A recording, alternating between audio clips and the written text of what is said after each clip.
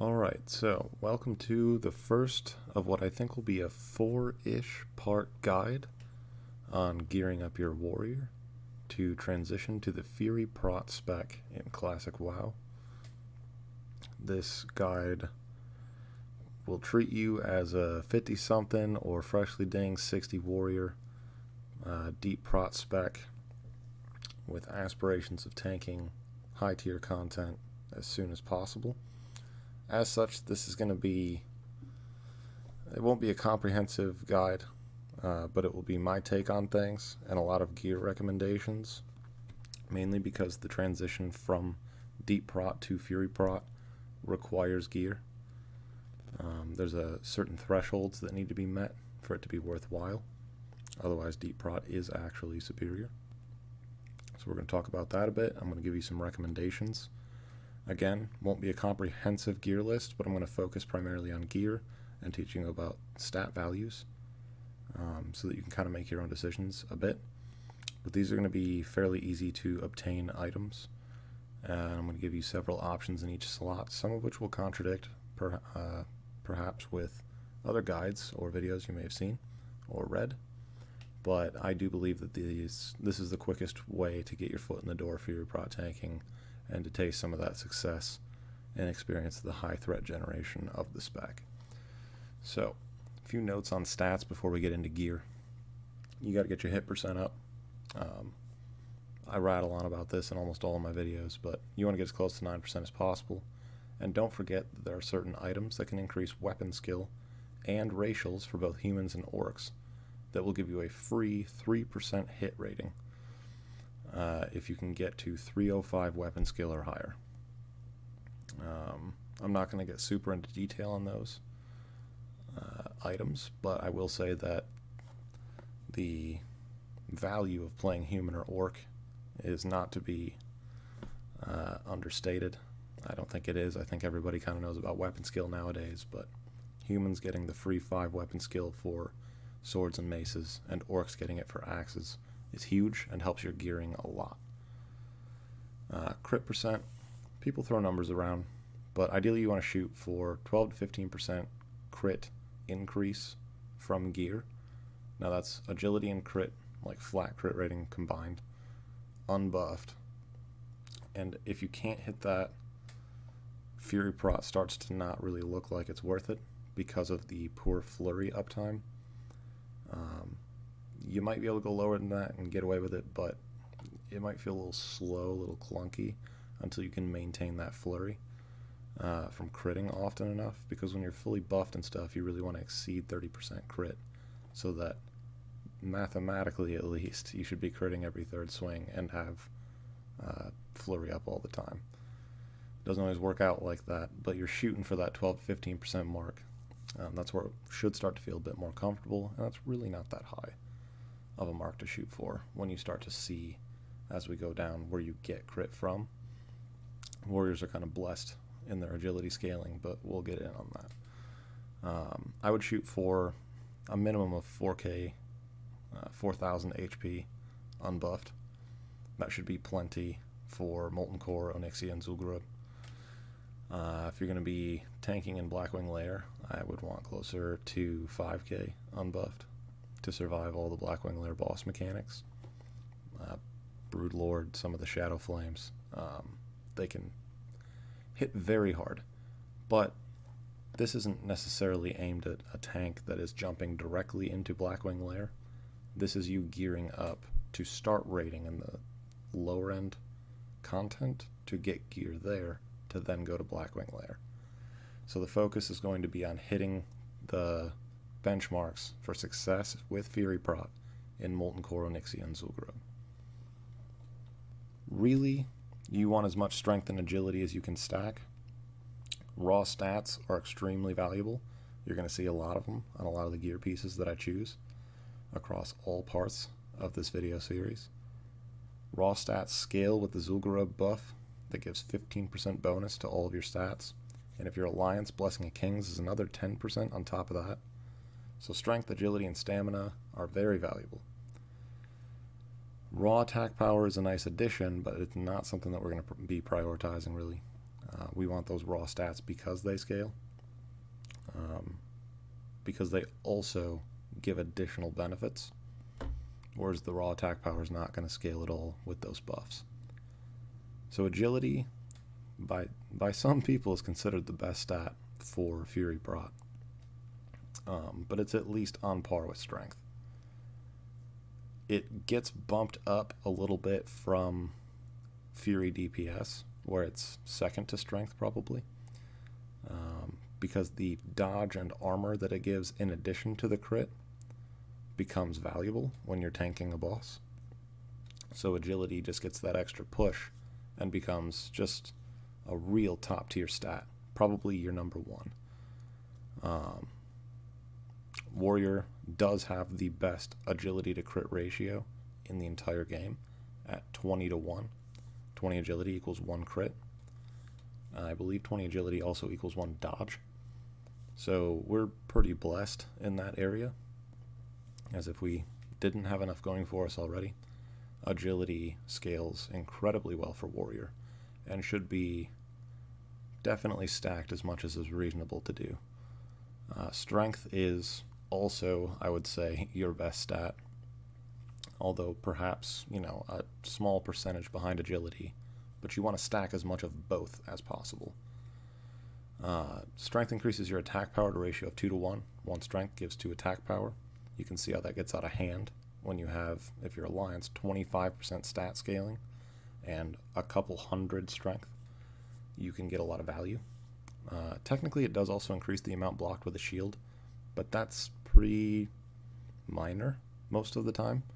If you're getting hit with an ability from a boss that hits for 4k, blocking an extra 50 damage doesn't matter too much. But in the scenario where you're off tanking and picking up a bunch of adds, a bunch of smaller hits getting mitigated by the same amount will matter more. So it is valuable and technically does increase your tanking capacity, so it's worth mentioning. Stamina, it increases your health. You want a lot of it. Great. Simple enough to understand. Let's get into the gear list. The gear list is, again, just to reiterate, meant to be a good starting spot for you, to give you a few options so you can run different dungeons and whatever, so you don't just have to grind one thing because it's quote-unquote best in slot. I'm going to give you some options. They're all sufficient. You can pick what you want to do. But they should be relatively easy to obtain. I'm not just going to feed you an absolute best in slot list, but instead give you options to choose from that will get you there. So I'm going to contradict myself immediately with the Lionheart Helm. It's not easy to get. It's very expensive. A lot of people know about this helm. The reason that I do recommend it, and I'm going to allow it to be an exception on this list, is because for dealing damage, it's the best helm in the game. This will be best in slot for Fury DPS through Naxxramas, and by extension, it also is going to help you deal the most damage and therefore generate the most threat as Fury Prot. What it does lack is stamina and mitigation stats outside of the relatively high armor, but it does help you with your hit, which can be hard to get, and being able to itemize for that in your helm slot is something that's otherwise very difficult to do, at least at this stage of the game. And so it's worth picking up, even though it doesn't have stam and other avoidance, because it's just an inherently very powerful damage helm and will help with your threat generation enough to be worth it. Moving on, the Helm of Valor.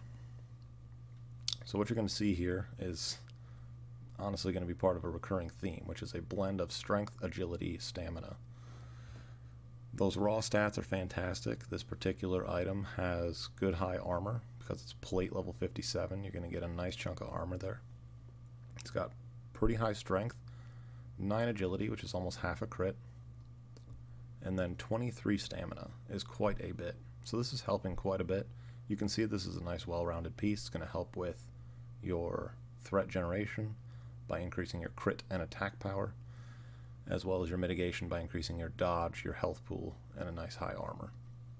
It's a well-rounded piece, and the thing about the Valor, you'll see them throughout this multi-part guide repeatedly, because if you do happen to use multiple pieces, you can take advantage of these set bonuses, and the first two are quite good.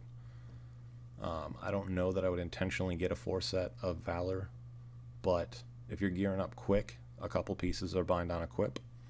If you happen to get a couple drops of the bind on pickup, you can just fill in the blanks and go with the bind on equip items, that being, I believe, the belt and bracers, and just be on your way. Something to consider. These do add value to these pieces even further if you do happen to go in that direction. Another option, oh sorry, I didn't say who this drops off of. Darkmaster Gandling in Skullomance. The Golem Skull Helm off Phalanx and Blackrock Depths. Good high strength, which will help with your threat generation.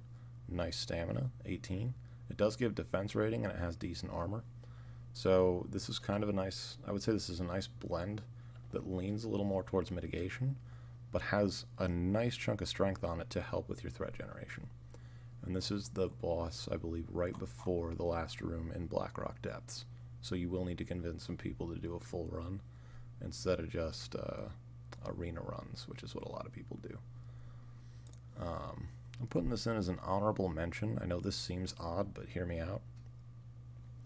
You can get mitigation pieces in other slots if needed to make up for the armor loss here. But if you look at everything else, you're getting the 2% hit that we talked about being so valuable in the Helm slot, 12 stamina, which isn't a ton, but it's something, and then the 1 crit, which does help a lot with your threat gen.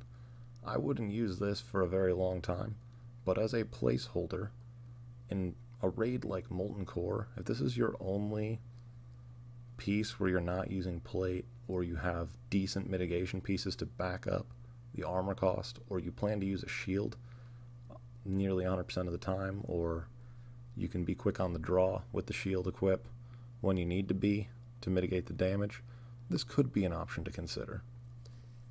It's worth looking into. I have used it myself to supplement the hit, and if you're only using one piece of leather, I don't recommend leather for tanking often, but this is the one exception I think that I would make, because that hit percent is so valuable, and to not have it if you have no other options is crippling. So now I want to show you this item, the Fury Visor. It also has a friend as part of the same quest chain, Voodoo Feathers, level 52 dungeon quest. I think it's in Sunken Temple, the Temple of Atal Hakar. You can also choose to get the Razor Steel Shoulders. Now look at these two pieces. They're pretty good. This is like a baby Lionheart helm. 18 strength, 1 crit, 1 hit. Lower armor, 1 less crit, 1 less hit, but it's the same stat layout as this extremely powerful and valuable and notorious Lionheart helm. But while it is well statted as an entry-level DPS helm, and while these shoulders that you could also choose to get from the quest have all the stats we want, hit percent on shoulders, very rare, 10 strength, 10 agility, 9 stamina. I mean, it's really good. This is a nice starter piece for a warrior. However, don't do it. I'm bringing this up because you might see it along your journey and think, oh wow, nice, I have a crappy green helm, this is a nice upgrade, I'm going to get that. Do not do it because of this item right here. When we get to trinkets, in fact I might make a video on this item by itself, but this diamond flask, you're picking. I can explain why in more detail later. Don't you touch this Fury Visor, don't you dare take the Razor Steel Shoulders, you must take Diamond Flask. You will be kicking yourself for the rest of Vanilla WoW, for the rest of that classic journey, if you forego the Diamond Flask to pick one of these up. Because you're going to replace this. You'd replace these. You cannot replace this for what it does. So we're just going to literally delete that tab. Goodbye. Do not pick the Fury Visor. It looks nice, but it's not worth it. So we're dropping to the next slot now. First recommendation is going to be Varric's Collar. It gives some strength, some stamina, and some dodge. So you get some mitigation with some strength on it for some attack power and some stamina to boot. Good starter piece. This is off Varric in Blackrock Depths. Alternatively, you can actually choose to use, if you want, the Mark of Forging. Now this is going to be a pure threat gen piece. There's no mitigation offered here. The reason you would get this is if you also want to use it on the side for DPSing, because this is your pre-raid BiS neck. So it could be worth picking up. However, I put in here the Onyxia Tooth Pendant because we're late enough in the patching now. We're on phase 4. Zul'Gurub is out. So if you're planning on gearing up to tank for a guild that you're in, and they're already clearing the raid content that's out, and they want you to tank for them, they have a tank slot open for you, and that's why you're choosing to go Fury Prot, because you want to be the best you can be for them. Trying to get this Onyxia Tooth Pendant, seeing if they will toss you an Oni head. Most of their people probably already have it. The core group probably all has gotten their neck. And you're probably just dropping it for the buff at this point, honestly. If you can get this, you can forego getting this in the In Dreams quest, and it's going to be nice to know if you can get this in advance, because when you complete the In Dreams quest, which is a nice long and I think somewhat difficult quest line, you could choose instead to get the Ornate Adamantium Breastplate as a pretty legit starter mitigation piece to fill in the blanks where you're taking other high DPS items with no mitigation on them. Taking this Ornate Adamantium Breastplate can give you some flex to take those pieces without getting punished on your mitigation or survivability too much. So Onyxia Tooth Pendant is incredibly valuable, but if this isn't a guarantee, you're not in a guild, whatever, Mark of Forge Ring could be a good option because it gives you that crit, that attack power, and it is technically Pre-raid BiS.